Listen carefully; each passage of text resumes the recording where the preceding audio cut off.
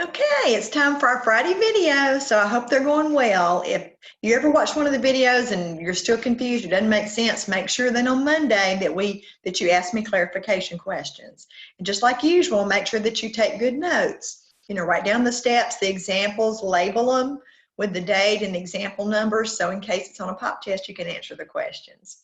All right, let's try to share the screen. We'll be talking about functions. Okay, which many of you are probably pretty familiar with. Okay, so let's kind of go give a definition of a function that I would like on a test. All right, look what it says. A function is a set of ordered pairs. Now, you know what ordered pairs are. Okay, so I said like x, y. It doesn't have to be x's and y's. It might be like t and d's. So it's just you're comparing two different things. Okay, and you put them in an ordered pair such that for every first coordinate, that's like your x, there is one and only one corresponding second coordinate, like your y. Okay, and so the things going in are called the domain, so that would be the set of all the first coordinates, and the things coming out would be the range, so that would be the set of all the second coordinates. Now, I can teach functions to kindergartners, all right, so I know that you can do it. If I were teaching it to kindergartners, I would have the word function on like a cardboard box, okay? Then I might put a kid inside the box, all right? So I would have kind of an opening on one side of the box and an opening on the other side of the box. So I would get another student to like feed a number into the box, to the student in the box. So that student in the box would take that number and then do something to it and then feed the answer outside the box to a student standing outside. So I would probably whisper to the student going in the box, like a big refrigerator type box, whatever they give you, I'm going to give you a flashlight and some numbers. So you're going to add 3 to whatever comes in the box, okay? So if the student outside sends in a 1 to the function, the student who's the function in the box would add 3.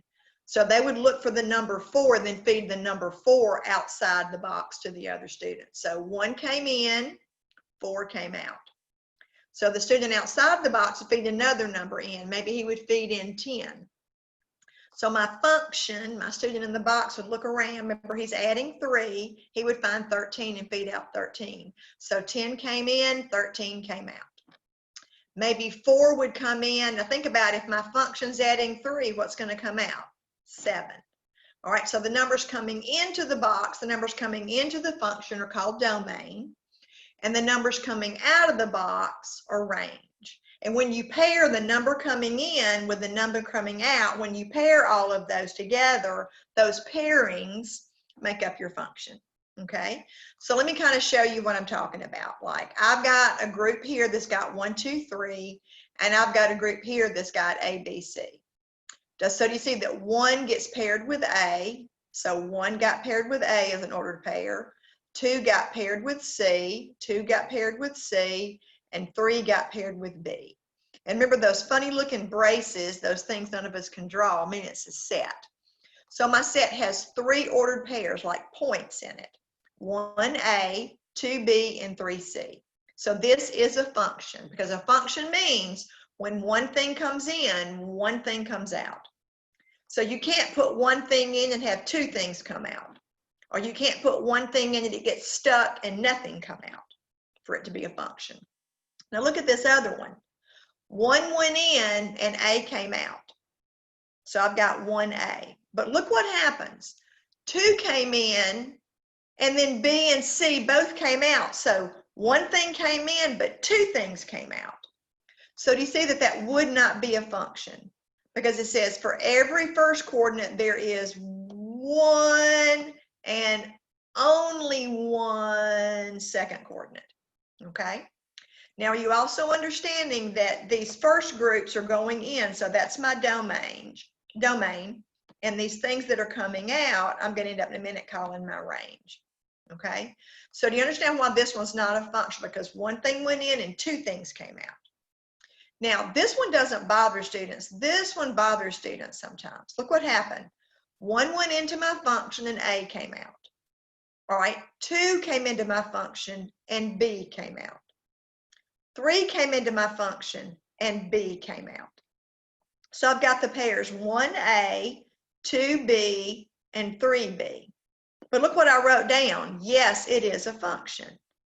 Now, why is it a function? Because one thing came in and one thing came out. So here's what I said. I said for every first coordinate, there is one and only one second coordinate. I did not say that for every second coordinate, there's one and only one first coordinate. Okay? So notice what happens when you look at an actual list of the ordered pairs. It is not okay for the x's to repeat. Okay, so the first things cannot repeat. That makes it not a function. But it is okay for the second things to repeat. So the domain numbers can't be the same for two different ones, but the range numbers, the y numbers, can be the same for two different of your pairings or your points.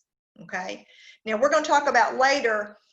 This one is a function. It's just not a special kind of a function we're going to talk about later. All right, so it's okay for the y's to repeat and be a function, but it's not okay for the x's to repeat and be a function.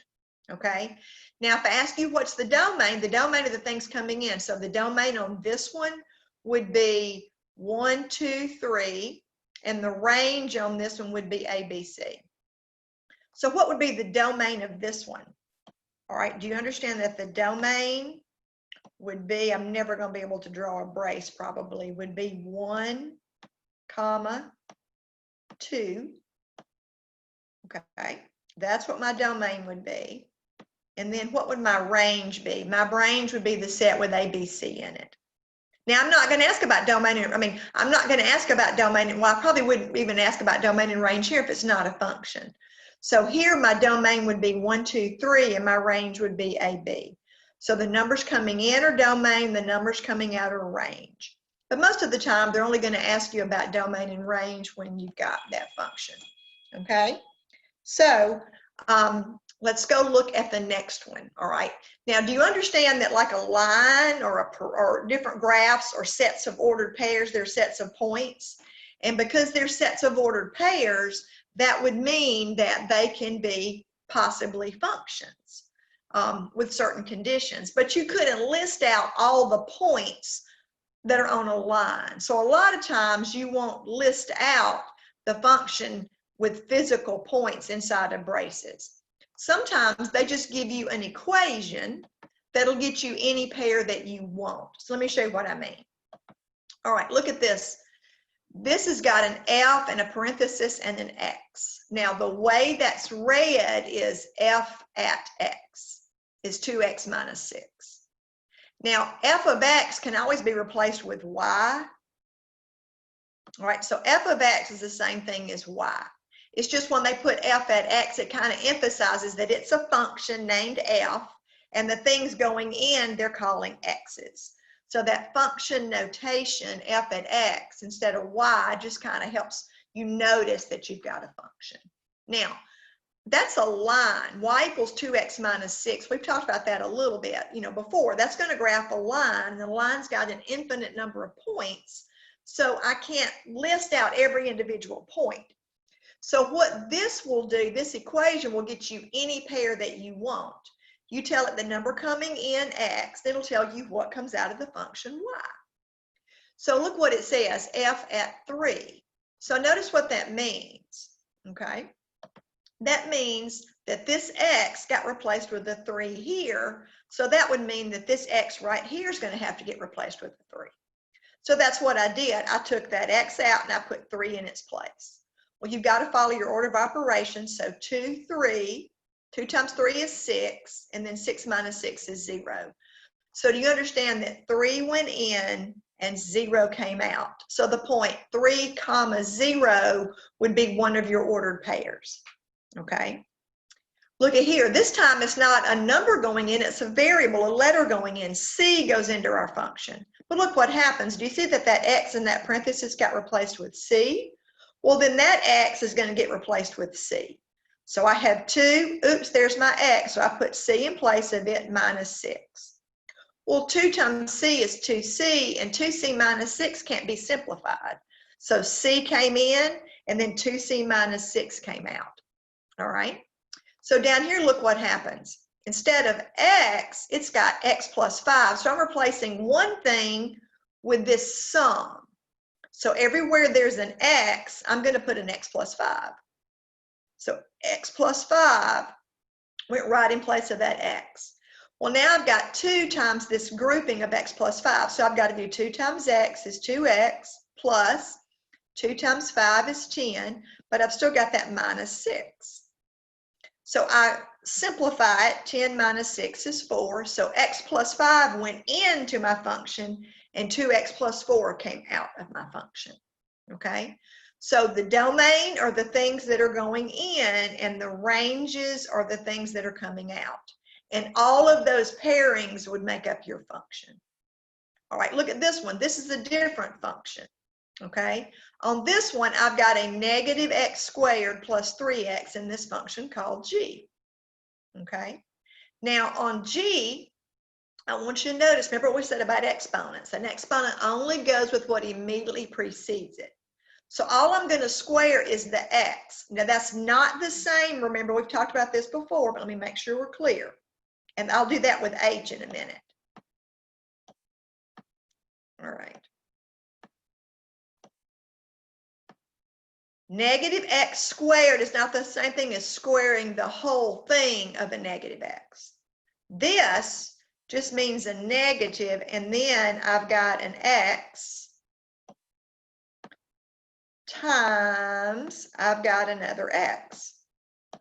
So the only thing that's multiplied twice with the x is not the negative. This would be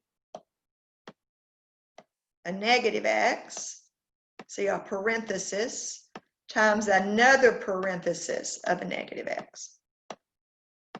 Okay, so I do want you to notice what you've got. An exponent only goes with what immediately precedes it. So all I'm squaring here, if it says g at 8, it says put 8, not in f, but put it in g. So I have to find the function called g. So that x right there is going to get replaced with an 8. So that x is going to get replaced with an 8, and that x is going to get replaced with an 8. So when I square 8, I get 64. And the opposite of 64 is a negative 64. And then 3 times 8 is 24. So when I combine my negative 64 and my 24, I get a negative 40. All right, what if I put a plus 2 in place of that x? So I'm going to take out this x right here, and in place of it, I'm going to put this a plus 2. So notice that negative is in front. So I'm going to have to square that a plus 2. Now, how did I get this answer? I went over to the side, and I did a plus 2. Okay. And then I had to do another a plus 2. It's hard to draw with this little thing here. Okay. It's much easier to do on the whiteboard in person. But I've got a plus 2 times another a plus 2. We'll see a times a, that's where I got the a squared. We'll see a times 2 is going to be a 2a, and this 2 times a is going to be a 2a.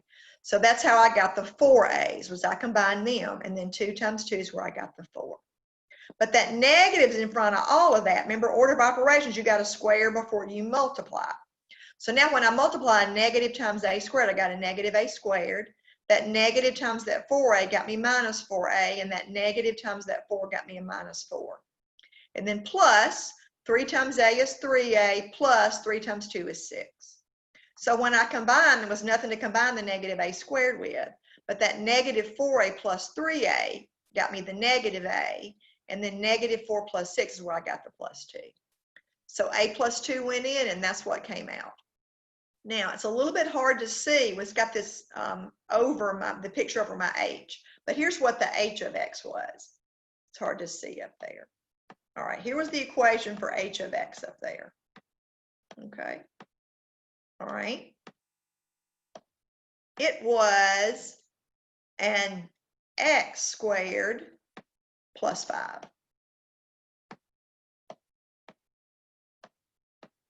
Okay.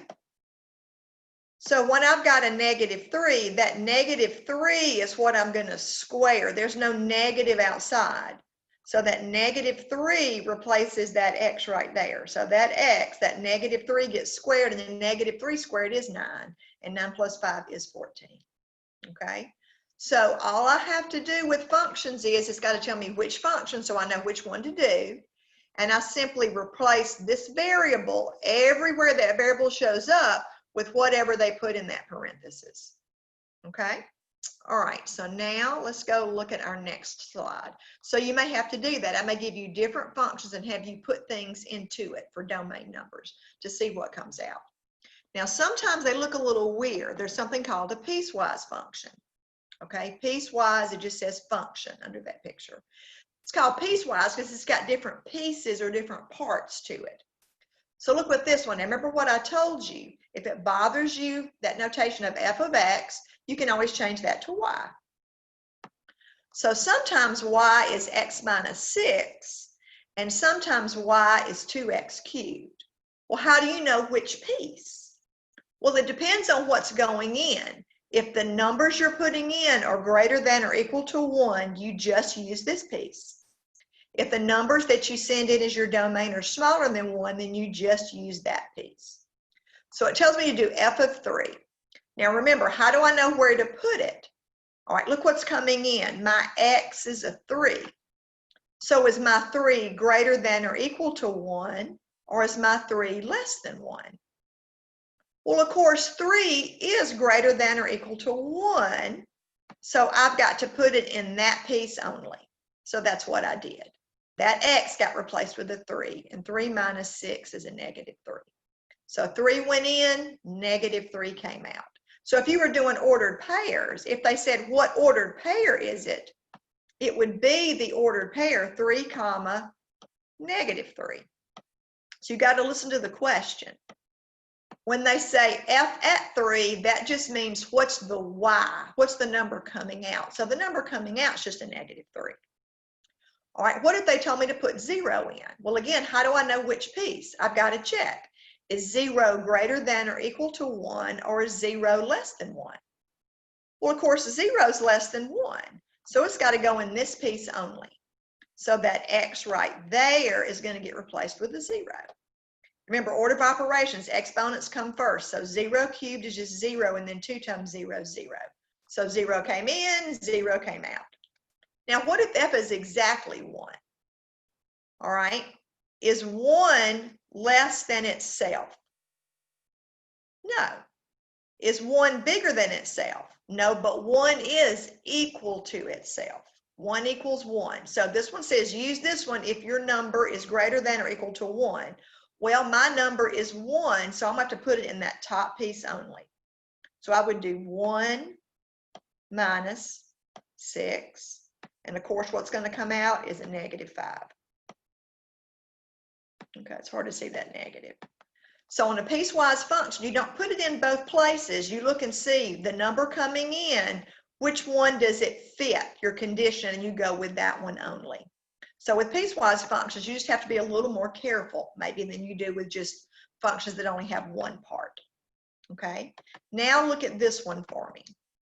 The domain, remember the numbers coming in. So you don't want to put a number in that's going to cause trouble. So let's talk about 2 possible trouble spots. So if you have a fraction where there's a variable, you might be in trouble. Now, what do I mean by that? All right, look right here. Here's my function. F of x is 6 plus x divided by x minus 2. Now, you know as well as I do, what number is going to freak this thing out? If you put this number in there, the world's going to end. It's going to be all your fault. Right, you realize you can't have 0 on the bottom of a fraction. So it would be a disaster if this bottom was 0. So the easiest thing to do then is to see where disaster occurs. Take that denominator then and set it equal to 0 and figure it out. So if I take x plus 2 and set it equal to 0, I get x is -2. Then my domain is everything but that answer. So that is not my answer. My domain is all numbers, all real numbers, except don't use -2.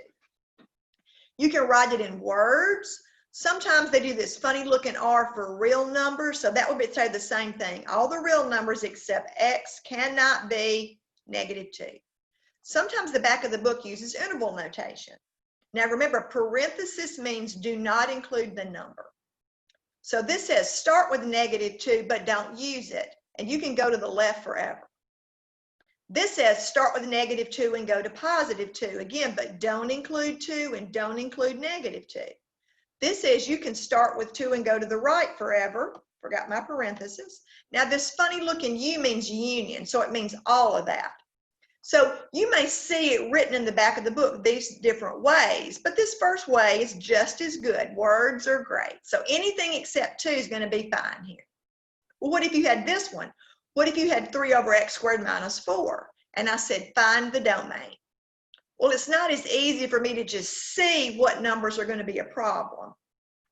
So I take this denominator, this bottom, and I set it equal to 0. Now remember, that was on your test. How do you solve a quadratic equation? You factor it. Now remember, this is a perfect square minus a perfect square. So x squared minus 4 factors into x minus 2 times x plus 2. So either this first number is 0 or this second number is 0, which says x is 2 or x is -2. So my domain, you could write out all real numbers except 2 and -2. You can write it any way you want to. Now sometimes even when there's a fraction on the bottom, there's not any trouble. What if it were 3 over x squared plus 4? Remember, x squared plus 4 does not factor. And here's why. Because if you subtract 4 from both sides, x squared would have to be a -4. And I can't square a number and get a -4. So this doesn't have any solutions. So that means there's nothing to throw out. So my answer would just be all real numbers. Everything is fine. Okay? So if you've got a fraction that's got a variable in the denominator, you need to take that denominator and set it equal to 0 and solve it. And then your domain's all real numbers but those answers. Okay? And if that thing doesn't have any solutions, there's nothing to throw out. All right? Now that's one trouble spot. Okay? So one trouble spot, remember, is when you have fractions that have variables in them. Now here's your other trouble spot. It involves roots. When you have even-powered roots, you might get into trouble. Now think about why you might get into trouble with even-powered roots.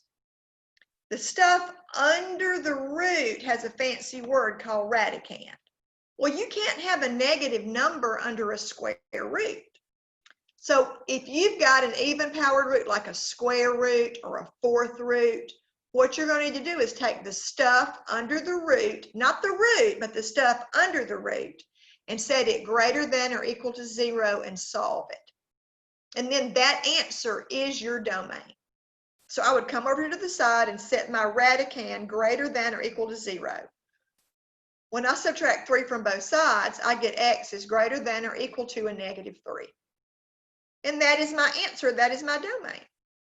Now, notice it says even-powered. Why does it say even-powered instead of just roots? Well, think about it. What if you had an odd-powered root, like the cube root of a -8? Well, it's okay to have the cube root of a -8 because a -2 times a -2 is a +4, and a +4 times a -2 is a -8. So the cube root of a -8 is a -2. So it's got an answer. Now the square root of a -8 doesn't have an answer in real numbers. So I've only got to worry when it's an even-powered root. Now, what if you don't have either one? What if you don't have a fraction with a variable and you don't have like a square root? Well, then your domain's just all real numbers, even if it's ugly. Now look, this has a fraction, but there's not a variable in the fraction. So I'm okay. Again, this has a square root, but see, this 17 is always going to be greater than or equal to 0, so I don't have to worry. So even though that's an ugly, so to speak, looking polynomial, it doesn't have any of my trouble spots, so my domain's all real numbers. Now, let me caution you about something. These two trouble spots are close enough to be trouble. Remember one time, all right, like if I go back to this first slide, on this slide, I set something equal to 0. But on this one, I set something greater than or equal to 0. So you got to be careful. When it's a fraction, you set the bottom equal to 0. When it's a square root, you set what's under the square root greater than or equal to 0. Okay, so be careful. The first time, your answer is what you throw away. Here, your answer is what you keep. So make sure you get those two things straight. When do you set something greater than or equal to 0? When do you set something equal to 0?